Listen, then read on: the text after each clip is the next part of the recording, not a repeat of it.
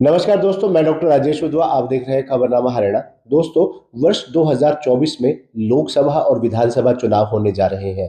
यही वजह है कि सभी राष्ट्रीय और क्षेत्रीय दलों द्वारा जनता को अपनी अपनी पार्टी से जोड़ने और खुद को जनता से जोड़ने के लिए कार्यक्रम लगातार आयोजित किए जा रहे हैं।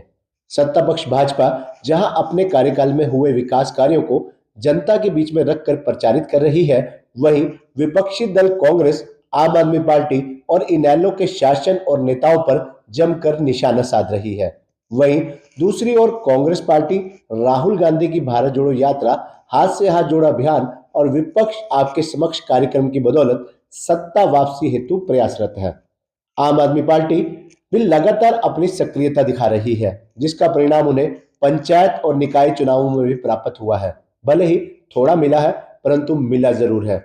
वहीं इनेलो की परिवर्तन यात्रा के माध्यम से और अभय चौटाला की जबरदस्त परफॉर्मेंस से एक बार फिर से इनेलो अपना जनाधार बढ़ाने की ओर अग्रसर है। जजपा पार्टी के भी तमाम शीर्ष नेता, चाहे वो डॉक्टर अजय सिंह चौटाला हो या दुष्यंत चौटाला हो या दिग्विजय चौटाला हो या पार्टी के प्रदेश अध्यक्ष हो या जजपा संगठन और पार्टी से जुड़े हर जिला स्तर के पदाधिकारी जनता के बीच में लगातार अपनी सक्रियता दिखा रहे हैं। इन तमाम राजनीतिक दलों की गतिविधियों को देखकर और जानकर आप खुद ही अंदाजा लगा सकते हैं कि सभी राजनीतिक दलों की ये गतिविधियां 2024 में होने वाले चुनावों को लेकर जारी हैं। ऐसे में तमाम राजनीतिक दलों की गतिविधियों का अगर हम लाडवा विधानसभा पर क्या असर देखने को मिलेगा और कौन कौन उम्मीदवार किस किस दल से चुनाव लड़ने की तैयारी में है, इस पर आज हम आपके साथ चर्चा कर रहे हैं। चर्चा सबसे पहले लाडवा विधानसभा की करते हैं, जो 2009 में अस्तित्व में आई थी। 2009 से पहले हरियाणा में 11 विधानसभा चुनाव हो चुके थे।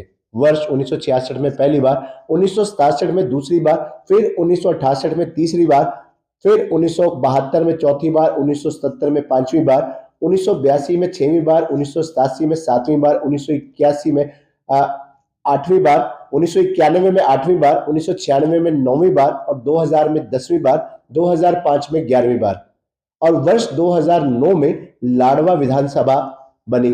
इससे पहले लाडवा विधानसभा थानेसर विधानसभा का हिस्सा थी। तब 2005 में इसी थानेसर विधानसभा सीट से लाडवा के प्रसिद्ध उद्योगपति व समाज सेवी बाबू रमेश गुप्ता लाडवा के कुरुक्षेत्र के विधायक बने थे।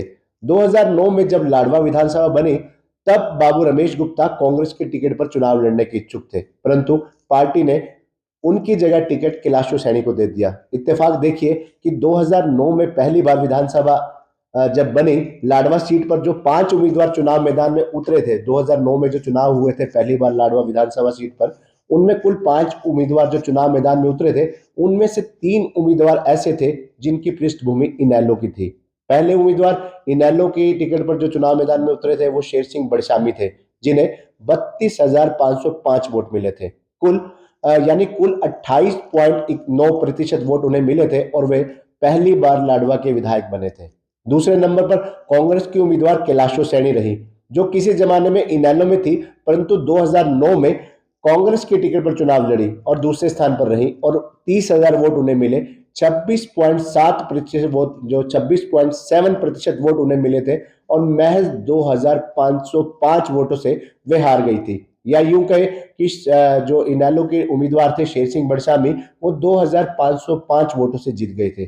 तीसरे स्थान पर मेवा सिंह रहे। जी हां, जो लाडवा के वर्तमान विधायक है मेवा सिंह, जिनके निशाने पर आजकल सत्ता पक्ष है भाजपा, जिनके निशाने पर अक्सर रहती है, वही 2009 में विधानसभा चुनाव में भाजपा के उम्मीदवार थे और 21,775 वोट लेकर वो तीसरे स्थान पर रहे थे। उन्हें 19.4 वोट मिले थे। ये पहले, दूसरे और तीसरे स्थान पर आने वाले इनेलो, कांग्रेस और भाजपा के जो उम्मीदवार थे, वो चौधरी देवीलाल जी की पाठशाला के ही विद्यार्थी रहे। यानी इनेलो का लंबे समय तक वे हिस्सा रहे। अंतर केवल इतना है कि बदलते समय के साथ शेर सिंह बड़शामी का परिवार की आस्था आज भी इनेलो में बरकरार है, जबकि कैलाशो सैनी और बदलते वक्त के साथ अब भाजपा में और मेवा सिंह कांग्रेस में है। अब 2009 के पहले चुनाव में चौथे नंबर पर आजाद उम्मीदवार के रूप में पवन गर्ग थे। वे चौथे नंबर पर रहे, जिन्हें 13.4% यानी 1,508 वोट मिले थे। पांचवें स्थान पर बसपा नेत्री शशि सैनी रही, जिन्हें 8.6% वोट मिले, यानी 9,617 वोट। वे अब तक लगातार राजनीति में सक्रिय हैं। वर्तमान में शशि सैनी भाजपा में है। 2009 में हुए चुनाव में कुल 1,38,172 मतदाता थे।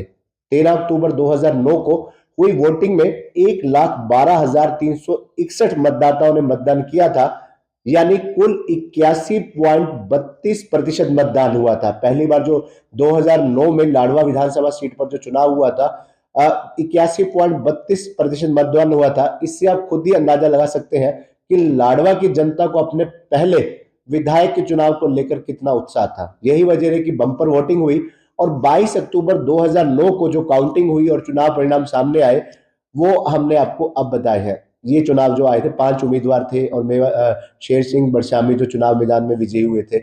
यहाँ आपको ये भी बताना जरूरी है कि जो वर्तमान में भी लागू होती है कि कांग्रेस के टिकट पर 2009 के चुनाव में बाबू रमेश गुप्ता और पवन गर्ग ने भी दावेदारी जताई थी कांग्रेस की टिकट पर।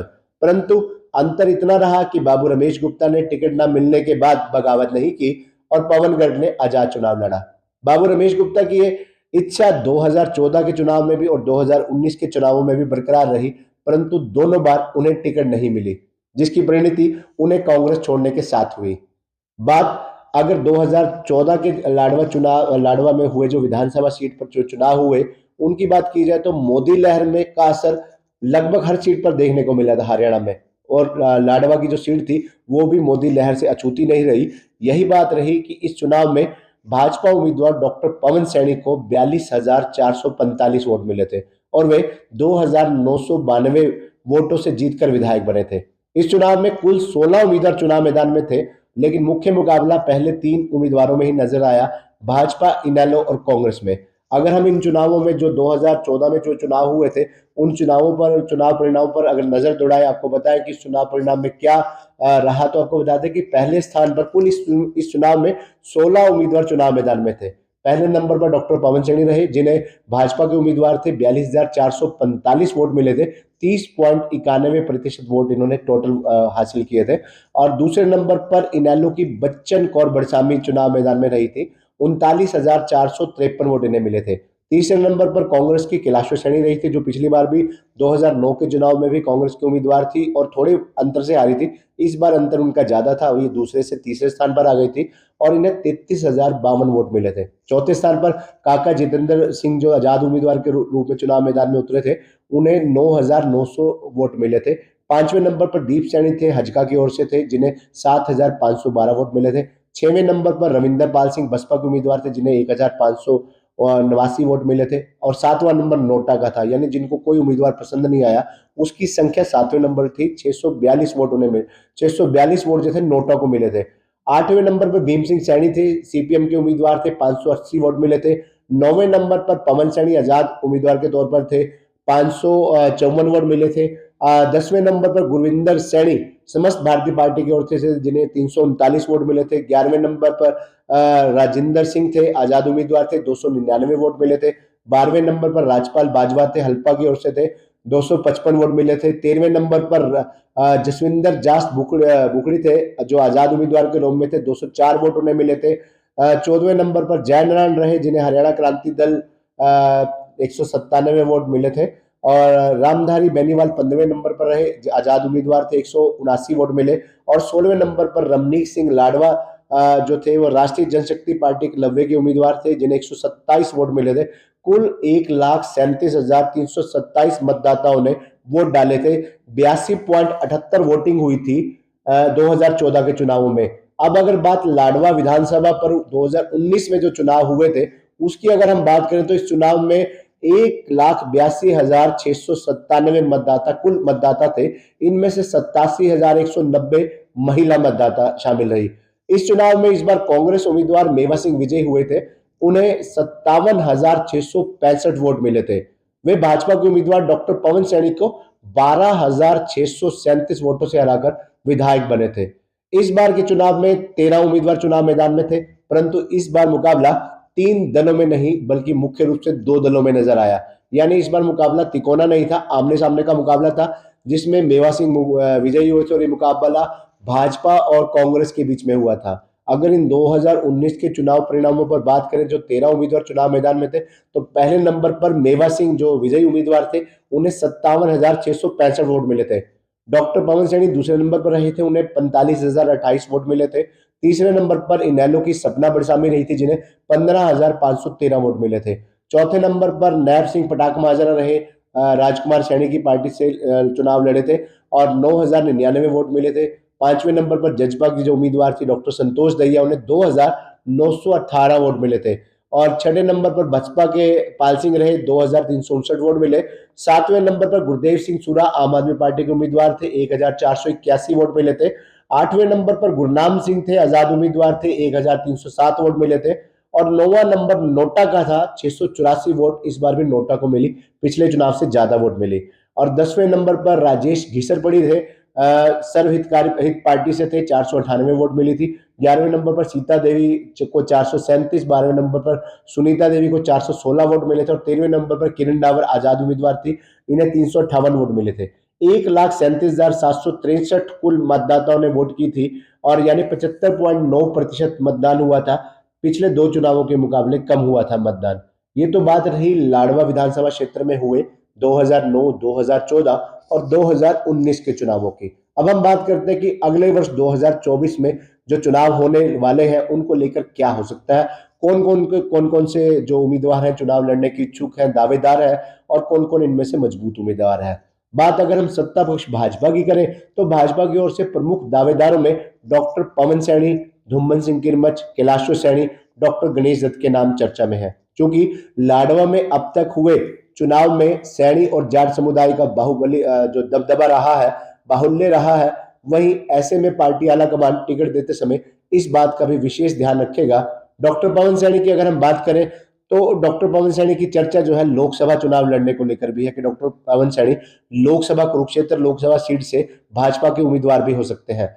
वे बतौर पार्टी में प्रदेश महामंत्री लगातार लाडवा क्षेत्र में ही नहीं बल्कि पूरे प्रदेश की राजनीति में एक सक्रिय नेता है और लगातार अपनी सक्रियता वो दिखा भी रहे हैं। वहीं धुम्मन सिंह किरमच की अगर बात करें तो धुम्मन सिंह किरमच जो है सरस्वती हेरिटेज बोर्ड के उपाध्यक्ष भी है, लगातार प्रयासरत भी है और पार्टी में वे कुरुक्षेत्र के जिला अध्यक्ष भी रह चुके हैं। और भाजपा के लिए वो एक बेहद लक्की जो जिलाध्यक्ष हम कहें ना कि जो लक्की भाजपा जिलाध्यक्ष भी साबित हुए हैं, क्योंकि जब केंद्र में भाजपा की सरकार बनी थी 2014 में, नरेंद्र मोदी प्रधानमंत्री बने थे पहली बार, भाजपा की इतने प्रचंड बहुमत के साथ जो सरकार बनी थी, उस समय धुम्मन सिंह किरमच भाजपा के जिलाध्यक्ष थे। और ऐसे में 2014 में उसके बाद जब विधानसभा चुनाव हुए थे तो विधानसभा चुनावों में उनकी पूरी चर्चा थी कि ये भाजपा का जो टिकट है वो धुम्मन सिंह किरमच को कंफर्म हो चुका है। लेकिन एन मौके पर भाजपा ने अपना उम्मीदवार सुभाष सुधा को घोषित कर दिया और सुभाष सुधा जो है विजयी घोषित हुए। और ऐसे में हम आपको बता दें कि जो एन मौके पर जो धुम्मन सिंह किरमच है अब लगातार लाडवा में सक्रिय है, लाडवा में राजनीति में, लाडवा में और पार्टी और संगठन में वो लगातार सक्रिय है। इसी प्रकार जो कैलाशो सैनी है जो कि अब भाजपा में है और एक बार फिर से टिकट की दौड़ में है और वे 2 बार सांसद भी रह चुकी है, तेज तर्रार वक्ता भी है और टिकट की दौड़ में भी लगातार जो है वो सक्रिय है। तो ऐसे में टिकट लाडवा विधानसभा क्षेत्र का किसी को भी मिले, कुरुक्षेत्र लोकसभा का जातिगत समीकरण के हिसाब से जो है डॉक्टर पवन सैनी और कैलाशो सैनी दोनों फिट बैठते हैं। अगर हम जातिगत समीकरण की बात करें, क्योंकि लाडवा कुरुक्षेत्र लोकसभा क्षेत्र से जो है गुरदयाल सैनी भी यहाँ सांसद रहे हैं, राजकुमार सैनी भी सांसद रह चुके हैं, वर्तमान में नायब सैनी सांसद रह चुके हैं। ऐसे में सैनी जो है सैनी समाज का ज्यादा दावा रहा है कुरुक्षेत्र लोकसभा सीट पर। ऐसे में डॉक्टर पवन सैनी और कैलाशो सैनी दोनों ये फिट बैठते हैं पार्टी में अपनी सक्रियता के हिसाब से, वोट बैंक के हिसाब से, समाज में अपनी पकड़ के हिसाब से। दोनों में अंतर केवल इस बात का है कि डॉक्टर पवन सैनी जो है विधानसभा देख चुके हैं और लोकसभा जाने की चाह है, जबकि 2 बार लोकसभा देख चुके कैलाशो सैनी को विधानसभा पहुंचने की दरकार है। इसी प्रकार डॉक्टर गणेश दत्त जो भाजपा के सक्रिय कार्यकर्ता के तौर पर अपनी पदाधिकारी भी रह चुके हैं और कई वर्षों से लगातार सक्रिय हैं। ऐसे में वक्त किस और कब करवट ले ये कोई नहीं कह सकता। अब बात अगर हम कांग्रेस पार्टी की करें, कांग्रेस की ओर से देखा जाए तो मेवा सिंह इस समय सिटिंग एमएलए है लाडवा के और सिटिंग एमएलए के टिकट काटना किसी भी पार्टी के लिए बड़ी मुश्किल काम है। वैसे भी अब तक हुए लाडवा के चुनाव में 3 चुनाव जो हो चुके हैं 2009 में, 2014 में, 2019 में, इन 3 चुनावों में सबसे ज्यादा मार्जिन से 12,637 वोटों से डॉक्टर मेवा सिंह विजयी हुए थे। और जब से वे विधायक बने हैं तब से वे पार्टी हो या आला कमान हो, हर जगह अपनी सक्रिय भूमिका निभाते आ रहे हैं। विधानसभा में भी वे अपने क्षेत्र से जुड़े मुद्दों को लगातार उठाते आ रहे हैं। अब बात अगर उनके अलावा अन्य पार्टी नेता की जाए, कांग्रेस पार्टी की जिनका नाम चर्चा में है कि वो भी टिकट के दावेदार हो सकते हैं, तो ऐसे में नाम बाबू रमेश गुप्ता का सामने आता है। बाबू रमेश गुप्ता 2005 से लेकर 2009 तक थानेसर विधानसभा सीट से विधायक रहे हैं। लाडवा कुरुक्षेत्र में बाबू रमेश गुप्ता किसी परिचय के मोहताज नहीं है। दानवीर बाबू धर्मचंद जी के सुपुत्र रमेश गुप्ता की इमेज स्वच्छ बेदाग छवि के नेता, सामाजिक व्यक्ति की रूप में होती है। उनके पिता बाबू धर्मचंद बहुत बड़े दानवीर के रूप में जाने जाते थे। सभी राजनीतिक दलों के नेताओं का उनके यहाँ आना जाता होता था, परंतु उनका झुकाव हमेशा कांग्रेस पार्टी की ओर रहा। 3 पीढ़ियां रमेश गुप्ता जी की 3 पीढ़ियां जो है कांग्रेस पार्टी से जुड़ी रही हैं। और यही बाबू रमेश गुप्ता जो है लगातार खुद भी कांग्रेस से जुड़े रहे। 2009 के चुनाव में, 2014 के चुनाव में, 2019 के चुनाव में हर बार उन्होंने कांग्रेस की टिकट मांगी, परंतु उन्हें नहीं मिली। आखिरकार उन्होंने कांग्रेस पार्टी को 5 अक्टूबर 2019 को अलविदा कह दिया था और उसके बाद वे काफी टाइम तक किसी पार्टी में शामिल नहीं हुए। और उसके बाद वो दो साल बाद, यानी 2.5 साल गुजर जाने के बाद वो 27 अप्रैल 2022 को आम आदमी पार्टी में शामिल हो गए थे। इस दौरान नगर पालिका के चुनाव भी हुए और उन्होंने आम आदमी पार्टी के उम्मीदवार के लिए खूब प्रचार भी किया। अंततः उनकी घर वापसी हुई और 21 फरवरी 2023 को वो एक बार फिर से कांग्रेस में शामिल हो गए। अब बाबू रमेश गुप्ता कांग्रेस में है। ऐसे में कहीं ना कहीं 3 बार टिकट न मिलने के बाद उनके घर वापसी के कुछ तो आखिर मायने होंगे और कुछ उम्मीदें भी होंगी। भले ही रमेश गुप्ता लाख कहें कि वे टिकट के लिए नहीं, कांग्रेस में वापस नहीं आए हैं और पार्टी आला कमान जहां भी उन्हें जो भी जिम्मेदारी देगा वे उसे बाखूबी निभाएंगे, बावजूद इसके टिकट का उनका दावा बरकरार है। और भले ही लाडवा सीट पर जाट समुदाय का, सैनी समुदाय का प्रभुत्व रहा हो, परंतु रमेश गुप्ता एक ऐसी शख्सियत है जो समाज के सभी वर्गों पर अपनी पकड़ बनाए हुए है और यही उनका सबसे मजबूत पक्ष है। अब बात अगर इनेलो की जाए तो इसमें कोई दो राय नहीं कि इस बार भी बड़सामी परिवार के नेतृत्व में ही एक बार फिर से लाडवा सीट में दावेदारी पेश की जाएगी। बड़सामी परिवार का हर सदस्य लाडवा में अपनी एक अलग पहचान रखता है। ऐसे में कोई दो राय नहीं कि इस बार भी बड़सामी परिवार का ही कोई सदस्य इनेलो की टिकट पर लाडवा विधानसभा सीट पर एक बार फिर से नजर आएगा। अब बात हम अगर जननायक जनता पार्टी की करें, अगर जननायक जनता पार्टी और भाजपा अलग अलग चुनाव लड़ते हैं तो जजपा की सीट पर जो है जिला परिषद के जो सदस्य हैं जसबीर बंजेटा, उनके अलावा जजपा नेता जोग ध्यान और चंद्र प्रकाश सैनी के नाम चर्चा में है। ये 3 प्रमुख दावेदार हैं जजपा के टिकट पर लाडवा विधानसभा सीट के रूप से। ऐसे में सभी राजनीतिक दलों की ओर से जो सभी दावेदार जितने हमने आपको बताए हैं, ये सभी, इन सब में खास बात है। सभी में खास बात है कि सभी जो दावेदार हैं, चर्चित चेहरे हैं, अपनी अपनी पार्टी के सक्रिय कार्यकर्ता और पदाधिकारी के रूप में अपनी अपनी पार्टी की नीतियों का प्रचार प्रसार करने में जुटे हुए हैं। आखिरी क्षण में पार्टी किसे अपना उम्मीदवार घोषित करती है ये तो वक्त ही बताएगा। तो ये थी लाडवा विधानसभा सीट पर जो चुनाव हुए 2009 में, 2014 में, 2019 में, उन चुनावों को लेकर हमने चर्चा की। उस चुनावों में क्या क्या खास हुआ, कौन कौन उम्मीदवार थे, किसे कितनी वोट मिली।